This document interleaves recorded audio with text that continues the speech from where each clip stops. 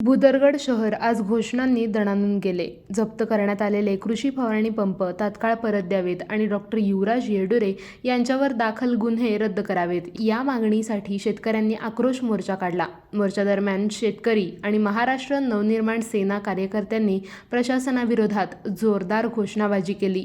2 रुपयाचा कढीपत्ता, सरकार झालं बेपत्ता, या सरकारचं करायचं काय, खाली डोकं वर पाय, अशा घोषणांनी संपूर्ण परिसर दुमदुमून गेला. तसेच महाराष्ट्र नवनिर्माण सेनेचा विजय असो, सन्माननीय राज ठाकरे यांचा विजय असो, शेतकरी एकजुटीचा विजय असो, या जयघोषांनी मोर्चात उत्साहाचे वातावरण निर्माण झाले.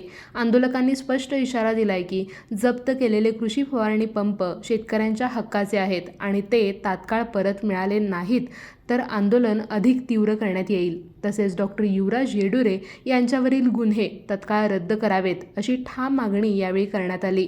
या मोर्चात मनसेचे युवा नेते डॉक्टर युवराज येडुरे, तालुका अध्यक्ष राहुल पाटील, विविध पदाधिकारी आणि हजारोंच्या संख्येने शेतकरी सहभागी झाले होते.